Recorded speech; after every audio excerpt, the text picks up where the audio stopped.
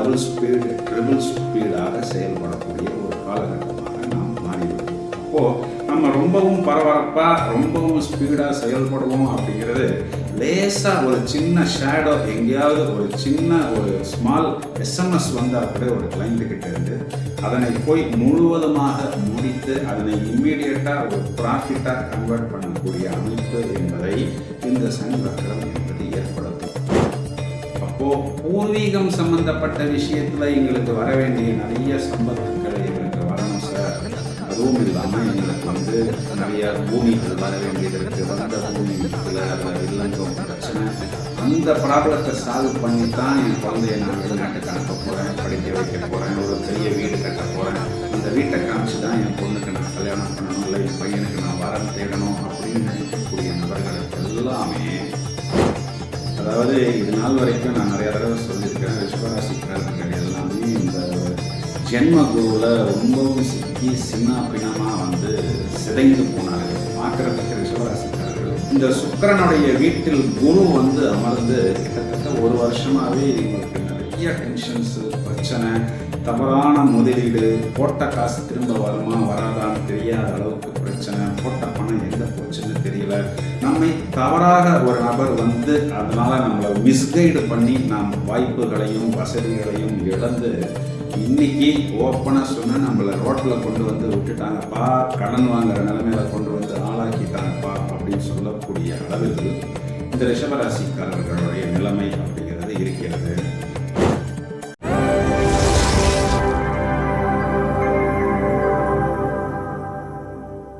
Hi friends, இந்த பதிவின் மூலம் நிறைய நல்ல விஷயங்களை உங்களுடன் தொடர்ந்து ஷேர் செய்வதற்கு நான் தயாராக இருக்கிறேன்.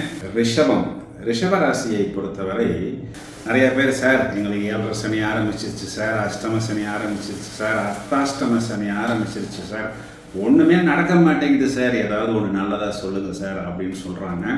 இப்போது கோச்சாரத்தில் சனி என்ற கிரகம் வக்ரமடைய போகிறது. அப்போது this planet Saturn is now about to enter retrogression. இப்போ மீனத்தில் சனி பகவான் இருக்கிறார், கடகத்தில் சூரியன் சஞ்சாரத்தை தொடங்கும் பொழுது இந்த சனி வக்கரம் என்பது ஆரம்பிக்கிறது. பிறகு சூரியன் விருச்சிகத்துக்கு வரும் பொழுது இந்த வக்கர நிவர்த்தி என்பது ஏற்படுகிறது.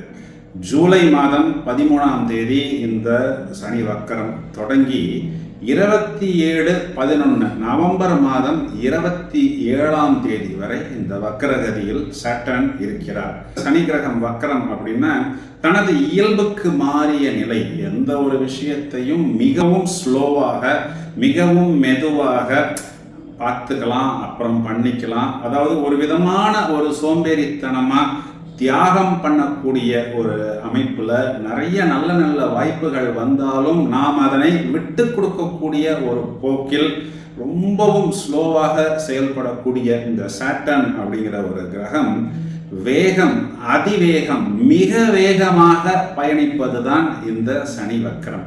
எந்த ஒரு விஷயத்தையும் விட்டு கொடுப்பதில்லை, எதையும் லேசாக எடுத்துக்கொள்வதில்லை. யாராவது ஒருத்தங்க ஒரு மிஸ்டு கால் கொடுத்தா கூட சரி, அதை போய் நோண்டி எடுத்து அவங்கள தொடர்ச்சியாக ஃபோன் பண்ணி அந்த ஒரு விஷயத்தை முடிக்காமல் விடுவதில்லை அப்படிங்கிற ஒரு வேகத்தை இந்த சனியுடைய வக்ரம் என்பது பொதுவாகவே கொடுக்கும். இதையும் தவிர இந்த சனி பகவான் முதலில் உத்திரட்டாதி நட்சத்திரத்தில், பிறகு பூரட்டாதி நட்சத்திரத்தில் தனது வக்கர பயணத்தை அமைத்துக் கொள்கிறார். அப்பொழுது அவர் எதிர்நோக்கி பயணிக்கிறார் என்பதுதான் இந்த பஞ்சாங்கத்தின் குறிப்புகளில் கொடுக்கப்பட்டுள்ளது. இந்த நேரத்தில் பார்த்தோம்னா கர்மகாரகன் சனி, கர்மம் அப்படின்னா வேலை. அப்போ வேலை வேலை வேலைன்னு சொல்லி நம்ம எந்த அளவுக்கு மெனக்கிடுவோமோ அதற்குண்டான பலன், அதற்குண்டான பயன் நமக்கு கிடைக்கும். இன்னொரு பக்கம் பார்த்தோம் அப்படின்னா அந்த நேரத்தில் நாம் குழந்தைகளையோ அல்லது ஃபேமிலி லைஃப்பையோ அல்லது லைஃப் பார்ட்னரையோ இழக்க வேண்டியது அப்படின்னா அந்த நேரத்தில் அவர்களுடன் நம்மால் டைம் செலவழிக்க முடியவில்லை அப்படிங்கிறது ஏற்படும். சார் எங்கள் வீட்டுக்காரர் சும்மாவே அப்படி தான் சார், இப்போ இந்த சனி வக்கரத்தினால இது இன்னும் ஜாஸ்தி தான் சார் ஆகப்போகுது அப்படின்னு நீங்கள் சொல்வது எனக்கு நன்றாக புரிகிறது. ஓயாமல் வேலை வேலை வேலை, இந்த கர்ம காரகன் அப்படிங்கிறது தான் இந்த சனி என்ற கிரகத்தின் காரகத்துவம். அப்போ கர்மாவை தீர்க்கும் அளவுக்கு ஒரேடியாக உழைத்து கொட்டக்கூடியது, எந்த ஒரு விஷயத்தையும் விட்டு கொடுப்பதில்லை. லேசா ஒரு அறிகுறி தெரிஞ்சா கூட உடனே போய் அதனை எட்டி பிடிப்பது, ஒரு பந்தயம் போட்டி அப்படின்னா முன்னாடி வந்து நிற்பது, இதெல்லாம் தான் இந்த சனி வக்கரத்துடைய பலன். சார் நீங்க சொல்றத பார்த்தா சனி பகவான் நேர்கதியில் இருப்பதை விட வக்கரகதியில் இருப்பது தான் நல்லா இருக்கிற மாதிரி தான் சார் இருக்கு. இதுல தான் சார் கில்லர் இன்ஸ்டிங்க்ட் இருக்கு, இதுல தான் சார் ஜெயிக்கக்கூடிய அமைப்பு இருக்கு.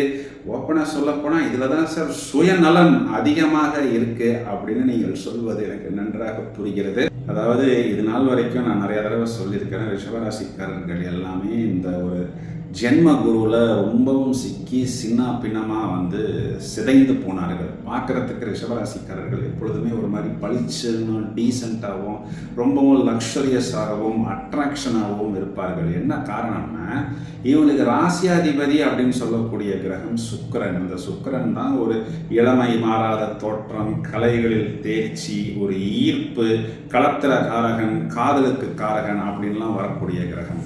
இந்த சுக்கிரனுடைய வீட்டில் குரு வந்து அமர்ந்து கிட்டத்தட்ட ஒரு வருஷமாகவே இவங்களுக்கு நிறைய டென்ஷன்ஸு, பிரச்சனை, தவறான முதலீடு, போட்ட காசு திரும்ப வருமா வராதான்னு தெரியாத அளவுக்கு பிரச்சனை, போட்ட பணம் எங்கே போச்சுன்னு தெரியல, நம்மை தவறாக ஒரு நபர் வந்து அதனால் நம்மளை மிஸ்கைடு பண்ணி நாம் வாய்ப்புகளையும் வசதிகளையும் இழந்து இன்னைக்கு ஓப்பனாக சொன்னால் நம்மளை ரோட்டில் கொண்டு வந்து விட்டுட்டாங்கப்பா, கடன் வாங்குற நிலைமையில கொண்டு வந்து ஆளாக்கிட்டாங்கப்பா அப்படின்னு சொல்லக்கூடிய அளவில் இந்த ரிஷபராசிக்காரர்களுடைய நிலைமை அப்படிங்கிறது இருக்கிறது.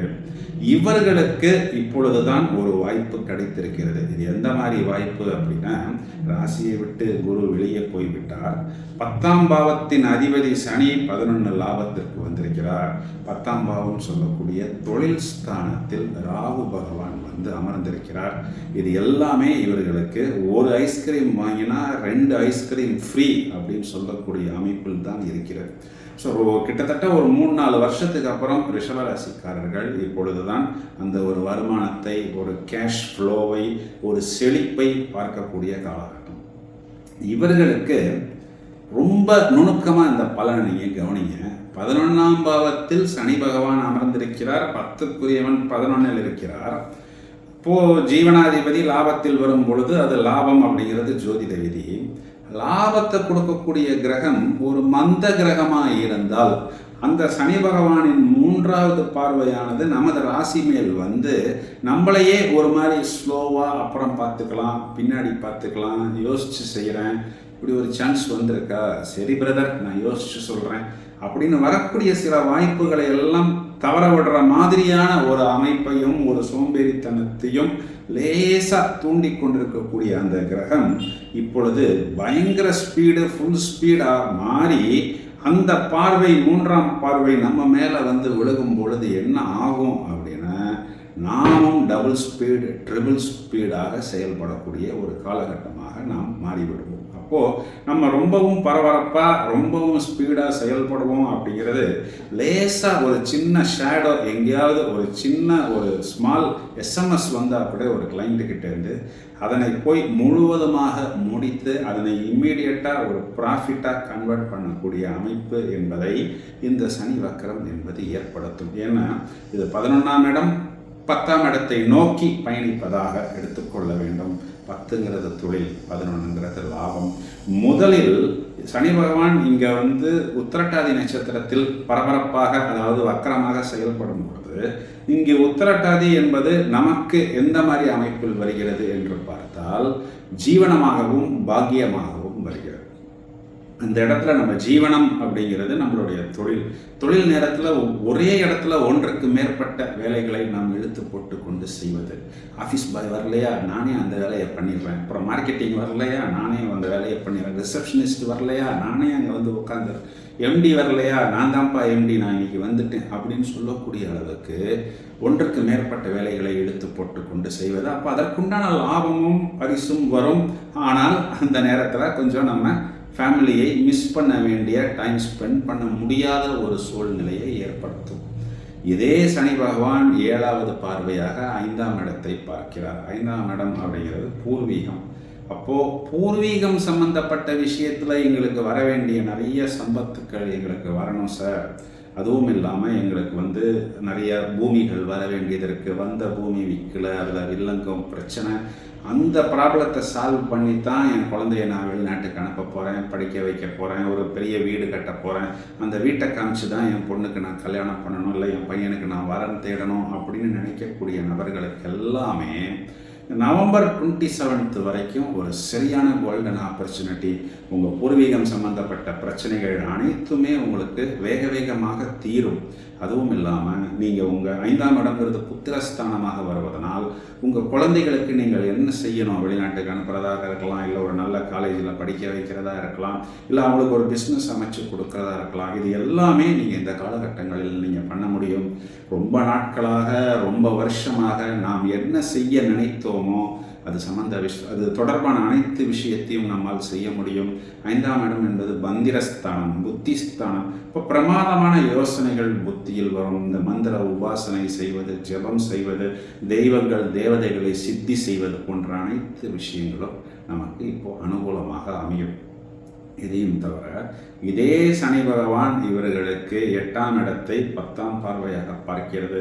8ஆம் இடத்தில் நாம் எதிர்பாராத சில திடீர் ராஜயோகங்கள் என்பது ஏற்படும். இதே 8ஆம் இடத்திற்கு குரு பார்வையும் இருக்கிறது என்பதை நீங்கள் இந்த இடத்துல யோசிச்சுக்கணும். ஸோ நமக்கு எதிர்பாராத திடீர் லக்கு, திடீர் ஜாக்பாட் ஏற்படக்கூடிய காலகட்டம்.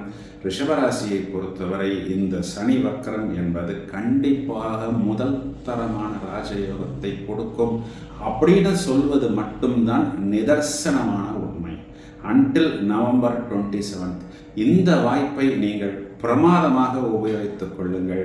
தொடர்ந்து இணைப்பில் இருங்கள். பல அரிய தகவல்கள் தயாராகி கொண்டிருக்கிறது. Thank you friends.